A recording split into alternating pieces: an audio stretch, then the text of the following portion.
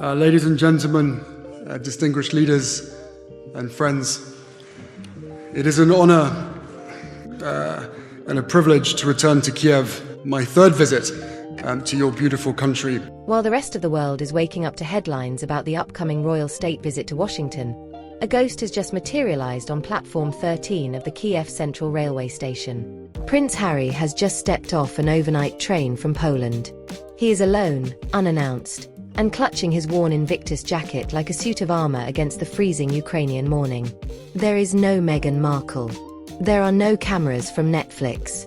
There is only a man whose reputation is currently cratering on 3 continents, attempting the most desperate pivot in the history of modern public relations. Just 48 hours ago, the Sussex's private jet touched down in California following their disastrous so-called faux royal tour of Australia. Prince Harry has arrived in Kyiv, Ukraine, for a 2-day visit. Now, he will see some of the work of the Halo Trust. In Sydney, they were branded as royals for sale. In Melbourne, Meghan was reportedly ignored by the public, and high-level sponsorship deals were whispered to have frozen solid. The Sussex brand did not just fail in Australia, it shattered. So, how does a man who claims he cannot visit London without elite SAS-level protection suddenly find himself comfortable on a platform in a city under active drone bombardment? This is the investigative file you are not supposed to see. Before we dive into the financial black hole behind this trip, hit the like button and subscribe. If you think Harry's solo mission is a genuine act of service or a calculated stunt to save his bank account, tell me in the comments right now, which we are all very much looking forward to. Prince Harry today has said that he would like to see you do more to end the war in Ukraine. Do you think it is appropriate for a royal to make those comments ahead of the visit on Monday? We are monitoring the data in real time. The official narrative from the Duke's camp, exclusively fed to ITV News, is that this is a self-financed humanitarian mission. But let's look at the ledger. We are talking about a couple currently facing mounting legal bills and a lifestyle in Montecito that costs tens of thousands of dollars a day to maintain.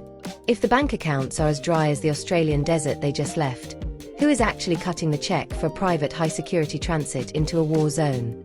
ITV's royal editor Chris Shipp, who was the only correspondent allowed to shadow this top-secret arrival, reported the atmosphere was remarkably low-key. Shipp narrated the scene, describing how Harry slipped past a handful of commuters, looking less like a prince and more like a man on a deadline. When questioned about his presence, Harry reportedly told associates, "The world must not grow numb to this. I am here as a friend who understands the cost of conflict." But the timing tells a different story. The investigative timeline is damning. April 18th, the Australian tour ends in a PR bloodbath. April 21st, the Sussexes land in California. April 22nd, Harry is spotted at the Polish border. April 23rd, he is in Kyiv. Why the rush? Why leave Meghan behind? The answer lies in the shadow diplomacy mechanism. In Australia, Meghan was the catalyst for the royals' for sale narrative. She is currently viewed by global investors as high risk, high drama. Harry knows that to win back the American elite, he needs to reclaim the one thing he has left, his status as the soldier prince. He is using the Halo Trust and the Invictus Games as a human shield. He is standing in the shadow of Princess Diana's legacy to mask the stench of a failed commercial tour.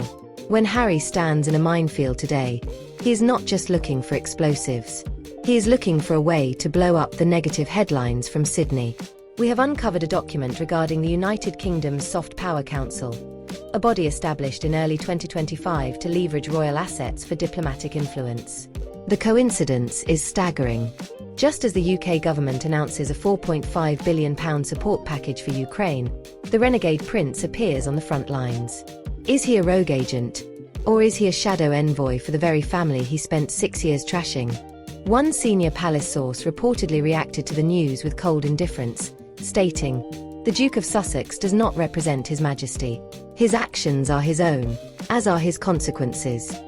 But as Harry prepares to deliver a keynote speech at the Kyiv Security Forum, the stakes have shifted from family drama to global instability. He is about to demand that the United States honor its treaty obligations. He is about to lecture a sitting administration from a war zone. The question is not just what Harry is doing in Ukraine. The question is who is really paying for the microphone. Stay with us.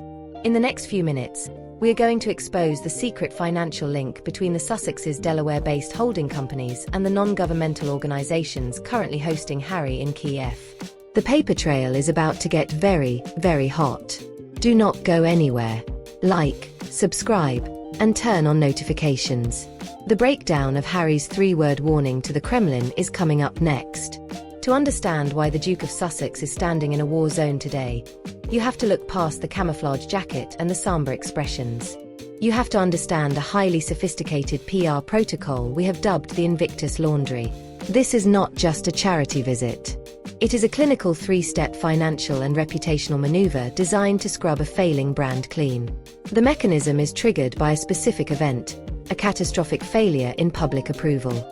Just 1 week ago, the Sussexes were navigating the fallout of their Australian tour, a trip that was supposed to solidify their status as global icons, but instead left them branded as royals for hire. With sponsorship interest cooling and the American press turning hostile, the Archuel headquarters in California reportedly hit the panic button. Here is how the laundry operates. Step 1. Activation. Within hours of the Australian failure, a strategic humanitarian grant is authorized from the Archuel Foundation. The destination is always a legacy organization, most notably the Halo Trust or the Invictus Games. These are not just charities. They are bulletproof emotional shields. By directing funds and physical presence toward landmine clearance and wounded veterans, Harry is not just helping people. He is buying an insurance policy against criticism. Step 2. The Diana filter. The protocol requires Harry to be the sole representative. Meghan Markle remains in Montecito because her presence often complicates the service-led narrative. Harry standing alone in a minefield serves as a direct visual echo of Princess Diana in Angola in 1997. This is the ultimate brandwashing technique. It forces the public to view Harry through the lens of his mother's sainthood, effectively muting any questions about his private jet usage or his multi-million-dollar commercial contracts. But there is a much darker layer to this financial optics play. Sources close to the ongoing legal battle in London suggest that this trip is a calculated move in Harry's war with the UK Home Office. For years, Harry has argued in court that the United Kingdom is too dangerous for him to visit without state-funded high-level security. Yet here he is, arriving by overnight train in a city under the threat of hypersonic missiles, with a security detail that looks remarkably thin. This is not a contradiction. It is a trap. By putting himself in harm's way in Ukraine, Harry is sending a silent, chilling ultimatum to the palace and the British government. The message is clear. If I can brave the dangers of Kyiv to serve the Commonwealth's interests, how can you justify denying me protection in London? It is the ultimate high-stakes gamble. Harry is using the volatility of Eastern Europe as leverage to force a change in his security status. If anything were to happen to a British prince in a war zone, the resulting geopolitical and reputational nightmare would fall squarely on the doorstep of King Charles and the Home Office. It is a blood-on-the-palace wall scenario that he is using as a legal lever. As the cameras flash and Harry shakes hands with Ukrainian officials, the ledger behind the scenes is being balanced. The Invictus Laundry is working to turn royals for sale back into the soldier prince. But as we look at the paper trail connecting these charity grants to his personal legal battles, a massive question remains. Who is truly controlling the narrative? Is Harry acting as a lone wolf? Or is he a pawn in a much larger game involving the UK's £4.5 billion support package for Ukraine? The connection between his speech today and the secret deliberations of the Soft Power Council is where this story truly begins to unravel. We are following a lead involving a Delaware-based holding company that received a mysterious wire transfer just hours before Harry boarded that train. What that money was intended for will change everything you think you know about this humanitarian mission. The clock is ticking on a geopolitical countdown that began in the luxury suites of Sydney and is set to explode in the halls of Washington, D.C. To understand the true gravity of Prince Harry's presence in Kyiv today, we have to look at the cold, hard data of the last 7 days. A timeline of financial desperation and a ruthless race for relevance. The hemorrhage began on April 18, 2026, in Sydney, Australia. While the glossy photos showed smiles, the internal ledgers told a story of ruin. Investigative sources indicate that Meghan Markle was spotted in high-level meetings with luxury conglomerates attempting to pivot the brand toward elite fashion and lifestyle sectors. The result? A total freeze. The Australian public's indifference translated into a commercial nightmare. The tour's expenses were astronomical, but the projected revenue was zero. The Sussexes were not just losing their grip on the public, they were losing their liquid capital. Then came the pivot. April 21st. London. In a move that shocked even seasoned diplomats, the United Kingdom government announced a massive £4.5 billion support package for Ukraine. In the world of high-stakes influence, there are no coincidences. Money of this magnitude requires vessels of distribution, soft power conduits that can navigate the optics of war. Exactly 24 hours later, on April 22nd, Harry appeared at the Polish border. The question being whispered in the corridors of power is as simple as it is dangerous. How much of that £4.5 billion package is being funneled through consultancy and humanitarian oversight channels? In these massive government disbursements, millions are often allocated for cultural diplomacy. Was Harry's overnight train to Kyiv a mission of mercy? Or was it a desperate sprint to secure a seat at the table of the largest cash injection in modern British history? Today, April 23rd, the tone has shifted from philanthropist to creditor. Standing at the Kyiv Security Forum, Harry's rhetoric has become remarkably aggressive. He is no longer just asking for help. He is using the language of a debt collector. By invoking the Budapest Memorandum and lecturing the United States on treaty obligations, he is effectively trying to dictate American foreign policy. He is acting as a shadow broker, leveraging the tragedy of war to regain the political leverage he lost in the Australian surf. But all of this is merely a prelude to the point of no return. The deadline is April 27, 2026. In just 96 hours, King Charles is scheduled to touch down in Washington, D.C. for a historic state visit.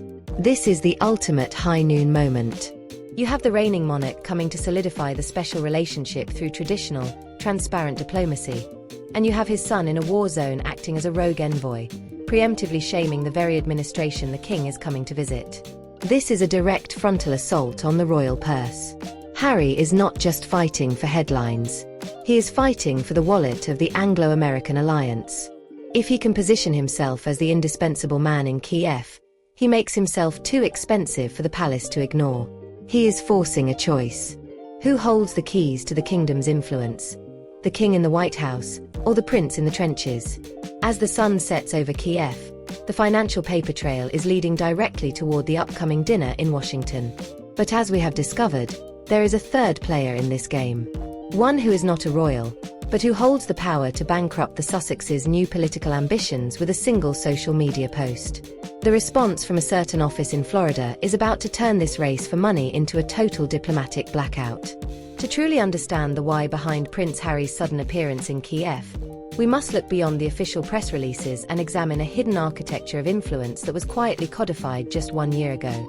We have obtained details regarding the establishment of a clandestine unit within the British Foreign Office known as the Soft Power Council, founded in early 2025.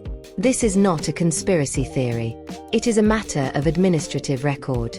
The council was specifically designed to leverage high-profile members of the royal family to conduct non-traditional diplomacy in volatile regions where elected ministers cannot tread without triggering massive political fallout.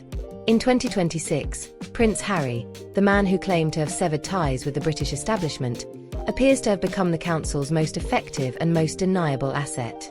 But who is facilitating this mission? Harry is the keynote speaker at the Kyiv Security Forum, an event organized by the Open Ukraine Foundation. On the surface, it looks like a standard non-profit. However, a deeper look into the foundation's ledger reveals it is not a humanitarian organization in the traditional sense. It is a powerful think tank funded by energy oligarchs and high-level defense interests. This is not about clearing landmines for farmers. It is about the strategic alignment of Eastern European energy corridors and Western military contracts. This is where the financial drama takes a sharp, jagged turn. During his speech, Harry specifically invoked the 1994 Budapest Memorandum. To the average viewer, this sounds like a history lesson. To the military-industrial complex, it is a high-frequency signal.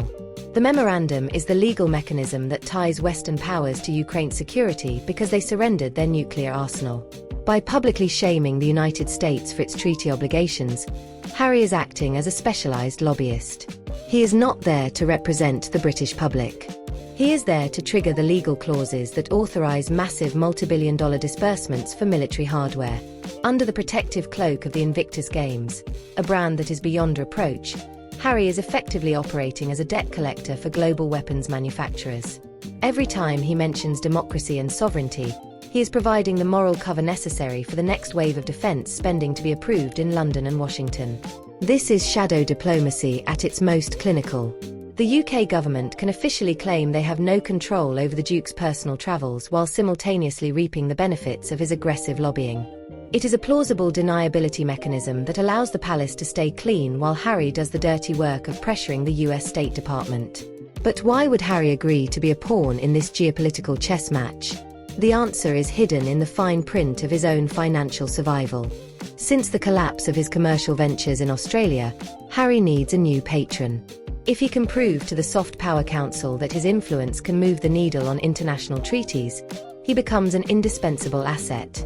He is not just a prince anymore. He is a freelance diplomat with a royal pedigree, selling access and influence to the highest bidders in the defense sector. As the king prepares for his dinner in Washington, the tension is reaching a breaking point. King Charles is bringing the old-world diplomacy of handshakes and heritage, while his son is in Kyiv pulling the levers of a modern privatized war machine. The shadow diplomacy dossier suggests that Harry is not just a rogue son. He is the spearhead of a new aggressive British influence strategy that might just blow up in everyone's face. The question that remains, and the one currently sending shockwaves through the American GOP, is what Harry was promised in return for this speech. The trail leads back to a specific set of immigration and security documents currently sitting on a desk in Florida, waiting for a signature. As the clock strikes noon on April 24, 2026, the visual divide between the two branches of the House of Windsor has reached a point of absolute brutal clarity. On one side of the Atlantic, we see the machinery of a 1,000-year-old institution operating at peak efficiency. On the other, we see the desperate, frantic maneuvers of a brand in free fall. King Charles III is currently finalizing his preparations for a historic state visit to the United States. This is diplomacy in its purest form. He will travel on a national aircraft, guarded by a transparent security detail, and will dine at the White House to solidify the special relationship. Every penny of this trip is a matter of public record. It is an exercise in statecraft aimed at securing the United Kingdom's post-war economic interests. It is predictable, stable, and undeniably royal. Then look at the Duke of Sussex in Kyiv. The contrast is almost nauseating. While his father represents the light of transparency, Harry is operating in the shadows. He arrived on an overnight train, moving through the darkness like a fugitive. He is staying in high-end hotels reportedly bankrolled by energy-backed NGOs with opaque donor lists. But the most chilling aspect of this comparison is not the travel arrangements. It is the motive. High-level investigative sources within the palace suggest that this Kyiv mission was specifically timed to hijack the headlines from the king's arrival in Washington. It is a strategic act of reputation sabotage. Since the palace officially terminated the last vestiges of Harry's royal stipend following the Australian disaster, the Duke is no longer playing for the team. He is playing for himself. This is a vendetta disguised as virtue. It is the ultimate scorched earth policy. If Harry cannot have his royal perks, he will make sure the king's most important diplomatic mission is overshadowed by the Sussex circus. But the most devastating detail, the one that effectively shatters the Duke's moral high ground, comes from the latest financial leaks out of California. While Harry stands in a bunker in Kyiv, his voice trembling as he urges the world not to become numb to the conflict, his wife, Meghan Markle, is reportedly back in Montecito finalizing the signature on a staggering $100 million reality television deal. Think about that. While the Duke uses a war zone as a backdrop to lecture the public on values and sovereignty, the Sussex machine is preparing to sell their domestic drama to the highest bidder for a 9-figure payout. This is the breaking point for public trust. You cannot claim to be a selfless humanitarian on one continent while your entire lifestyle is being subsidized by the commercialization of your royal grievance on another. One royal is in Washington to secure the future of his country. The other is in Kyiv to secure the future of his brand. The hypocrisy is no longer subtext. It is the main event. Harry's plea for global empathy is being drowned out by the sound of a $100 million check being signed in California. He is asking the world to look at Ukraine while his business model requires the world to look at him. But as Harry concludes his meetings with the energy oligarchs of the Open Ukraine Foundation, he has made one critical miscalculation. He assumed his shadow diplomacy would go unchallenged.